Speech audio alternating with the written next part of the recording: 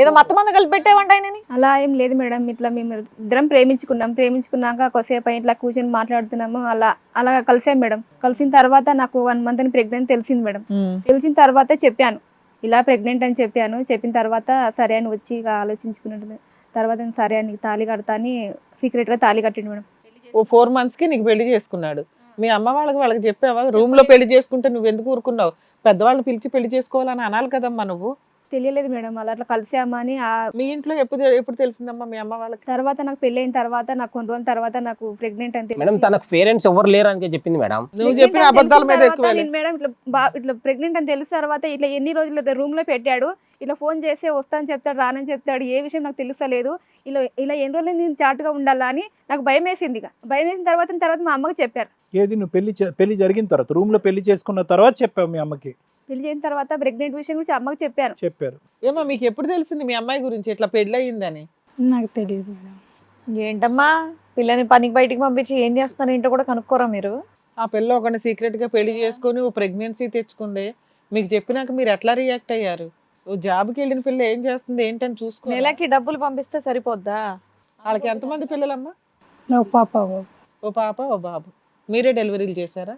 లేదు మేడం. మీ అమ్మాయినమ్మా? అవును సార్. అసలు నీకు ఏ లెక్క తెలియదు మీ అమ్మాయి గురించి? ఎవరిని ప్రేమించిందో తెలియదు, 2 పిల్లలు కన్నారు తెలియదు, పిల్లల వయసులు తెలియదు, ఏం తెలుసు అసలు మీ అమ్మాయి అంటే గురించి? మేము ఊరికా ఉంటాం కదా సార్, మాకేం తెలుసు సార్. ఏం అమ్మాయి తెలుసు? ఇక్కడ జాబ్ అన్నది చేస్తుంది ఇప్పటికైతే కదా. తెలుసు ఉంటుంది ఎంతమంది కదమ్మా. పిల్లలమ్మా నీకు? ఎంతమంది పిల్లలు? మీకు ఎంతమంది పిల్లలు? నాకు ఒక కొడుకు ఒక కూతురు సార్. అంతే కదా, 2 కదా. ఆ మాత్రం లెక్క తెలుసుకోకపోతే ఎలాగ? పాప ఎక్కడికి వెళ్తుంది, ఏం కూతురు చేస్తుంది? వేరే ప్లేస్ కి వెళ్ళి పని చేస్తుందంటే ఎలా ఉన్నావు ఏంటి? నెలకు ఒకసారి కూడా కలవటం మాట్లాడటం ఏం ఉండదు. అమ్మాయి వచ్చేది మేడం.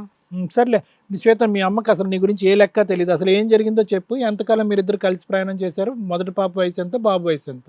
4 years నుంచి మనం నడుస్తుంది సార్. కంటిన్యూస్ గా నడుస్తుంది. ఇంట్లో రెస్పాన్సిబిలిటీస్ అన్ని చూసుకుంటాడా? ఖర్చులు గానీ ఇంట్లో పిల్లలకు గానీ? చూసుకుంటాడు మేడం.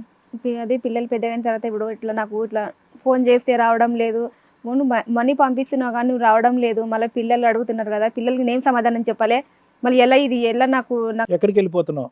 ఏంది నాకు సమాధానం చెప్తలేవు, ఫోన్ చేసి ఒకసారి మాట్లాడతలేవు, నాకు ఇది నేను ఏమని చెప్పుకోవాలి బయట? నాకు ఇట్లా సీక్రెట్ గా రూమ్ లోని పెట్టితే అంటే ఏంటో ఇరుగు పొరుగు కింద పైన వాళ్ళకి ఎవరికి తెలియదు నువ్వు భార్య భర్తలని? తెలియదు సార్ అని ఇలా అడిగాను. నేను అడిగితే తర్వాత నేను వస్తాను అని చెప్పి నాకు ఇదే మాటలు చెప్తున్నాడు సార్. తర్వాత నాకు ఏం చేయాలి నాకు భయం వేసింది. భయం వేసిన తర్వాత అమ్మకి చెప్పాను. ఫోన్ చేస్తూనే ఉన్నాను, ఏం చేయలేదు, నువ్వు రావడం లేదు, నాకు ఫోన్ చేస్తే మాట్లాడడం లేదు, ఎప్పుడు మాట్లాడితే ఎప్పుడు లేదు, ఏంది అసలు నాకు ఏంది అని అడిగినాను సార్. అమ్మకి చెప్తే అమ్మ వచ్చేసింది సార్. అమ్మకు చెప్పిన మొత్తం ఇట్లా సంగతి ఇట్లా అమ్మ అని చెప్తే నాకు ఎందుకు చెప్పలేదు నువ్వు ముందే? మరి నాకు ఇలా ఎంత జరుగుతుందో నాకు చెప్పలేదంటే నేను నమ్మి మోసపోయిన అమ్మని క్షమించని అడిగాను. నువ్వు మోసపోవడం కదా, అక్కడ ఓ భార్య ఉంది, ఆ సంగతి ఇప్పుడు తెలిసింది కదా. అదే ఎప్పుడు తెలిసింది మీకు? తెలిసి ఎంతకాలం అయింది? నాకు తెలియలేదు సార్. ఇట్లా మ్యారేజ్ అయిందని తెలియలేదు. అట్లా మాకు పరిచయం అట్లా అయిపోయింది కానీ మాకు తెలియలేదు. సో ఇదే ఫస్ట్ టైం నువ్వు ఆవిడని చూడటం? ఇదే ఫస్ట్ టైం. అతనికి ఫస్ట్ టైం ఇంకో పెళ్లి అయిందని తెలుసుకునే న్యూస్ ఇదే ఫస్ట్ టైం? ఇక్కడ ఫస్ట్ టైం సార్. నాకు ఏం చెప్పలేదు సార్ తన గురించి. నాకు ఏంటో అంత ఈజీ అయిపోయింది ఏంటమ్మా? పెళ్లి పిల్లలు తెలియకపోవడం, ఇంకో పెళ్లి చాలా ఈజీగా చెప్పేస్తున్నారు. బేసిక్ కాన్సెప్ట్ ఓకే, నీకు ఇప్పుడే తెలిసింది బ్రేకింగ్ న్యూస్. కానీ ఒక భర్త 5 రోజులు అక్కడ 2 రోజులు ఇక్కడ ఉంటున్నాడు అంటే కనుక ఎక్కడ పోతున్నాడు, ఏం చేస్తున్నాడు అనేది బేసిక్ కనుక్కోవాలి కదమ్మా. వేరే ఊర్లో స్టోర్లో పనిచేస్తున్నాడు అని అనుకున్నావు, ఏమనుకున్నావు?